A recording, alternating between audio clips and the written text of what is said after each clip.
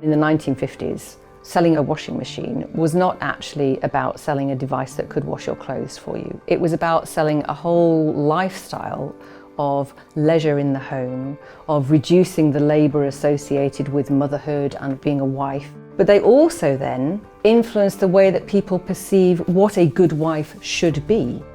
When you communicate in a promotional way, you also communicate a whole set of different values and beliefs about the way the world works.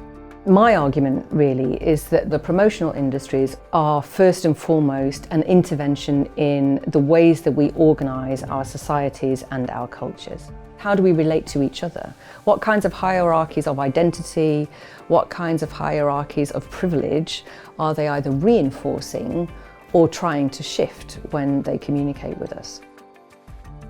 The question of, what are the promotional industries, what is promotion, is a bit more complicated than it used to be because they're broader than they've ever been. And while I would argue that there is still the catch-all of advertising, public relations and branding that still works, if you look at the actual practices of promotion, they spread across most areas of our lives and they're used by most types of organisation. It's very much about selling ideas, and also reaching people in spaces where we might not be used to be being reached. One space where I think it has shifted and changed relates to political movement. The promotional industries often say that they are neutral, that they're simply channels for communication, and I think that narrative serves them very well because it means they can say, well, if we can see that our brand would benefit from feminism, then we'll integrate it into our brand message and we'll appeal to a whole new group of consumers. So that allows promotional work to morph into a pseudo-political set of activities or an activity that political movements can also use, for example, Black Lives Matter. There's the Me Too movement as well. Those things are also really critical and they absolutely depend on promotion. Also, if you talk to charities, they really feel the pressure now to have a brand, to be visible. There are multiple ideological claims on people's time now because lots more voices are out there saying we're important, think about us, what about this cause, what about this charity?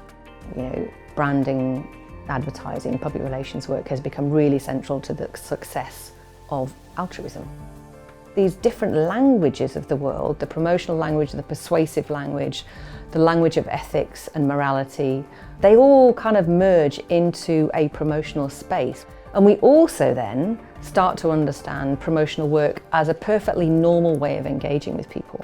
And so if we go on LinkedIn, we then think about who do I want to be visible to? What causes do I want to indicate I'm committed to? What kinds of blogs should I be following? What kind of commentary should I be making on the current news? All of those things are promotional ways of thinking that are rooted in an understanding that how we are visible to people really matters, and that again just kind of embeds this promotional thinking into the ways that we live.